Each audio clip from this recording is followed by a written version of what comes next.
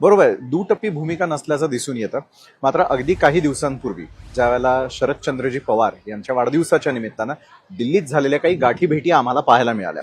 त्या निमित्ताने तुम्हाला वाटतं का पवार कुटुंबानं पुन्हा एकदा राजकीय दृष्ट्या देखील एकत्र यावं आणि त्यातूनच राष्ट्रवादीचं पुढचं भवितव्य घडवावं?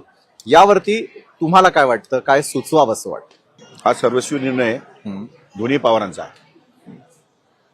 त्याच्यामध्ये आम्ही हस्तक्षेप करणं काही योग्य होणार नाही. निर्णय दोघांनी घेताना दोघेही वेगवेगळे होताना आमचा सल्ला विचारला का? आम्हाला दादा योग्य वाटला, आम्ही दादाची बाजू घेतली. पण साहेबांच्या विरोधात नाही. आम्ही साहेबांच्या विरोधात आम्ही एक शब्द सुद्धा बोललो नाही. आमची प्रचार सभा झाली नाही. साहेब आमच्या विरोधात बोलले नाही. तो राजकीय निर्णय होता, ती अपरिहार्यता होती. आणि मतदारसंघामध्ये ज्या लोकांना आपण कमिटमेंट केल्या आहे त्या कमिटमेंट जर फुलफिल करायचे असतील तर यू मस्ट हॅव इन सत्ता, म्हणजे यू मीन मंत्रिमंडळ पॉवरमध्ये असाल. पॉवरमध्ये. आणि मग पॉवरमध्ये जाण्यासाठी जर दादांनी नेतृत्व पुढाकार घेतला असेल तर दादांच्या पाठीमागे उभं राहणं आमचं काम. शेवटी आम्हाला उद्या मतदारसंघात निवडून यायचे. त्याचाच परिपाक म्हणून आज जवळपास 18,000 करोड रुपये माझ्या एका विधानसभा मतदारसंघामध्ये दादांच्या मार्फत मला मिळाले. बरं, त्यात फडणवीस साहेबांचा सिंहाचा वाटा आहे. परंतु एवढी मोठी रक्कम महाराष्ट्रामध्ये फक्त आणि फक्त माझ्याच वाट्याला आलेली आहे.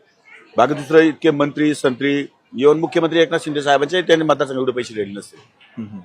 एवढ्या पैशाच्या मंजुऱ्या मला मिळाल्या आहेत. त्यामुळे हे का करू शकलो मी? सत्तेमध्ये गेलो म्हणूनच करू शकलो ना. बरोबर. त्यामुळे सत्तेमध्ये जाणं हे अपरिहार्य होतं. आम्ही त्याप्रमाणे गेलो आणि दादाची कामकाज करण्याची पद्धत आम्हाला माहिती आहे. त्यामुळे दादांसारखा नेता आम्हाला मिळाला आहे. We are happy. बरोबर आहे.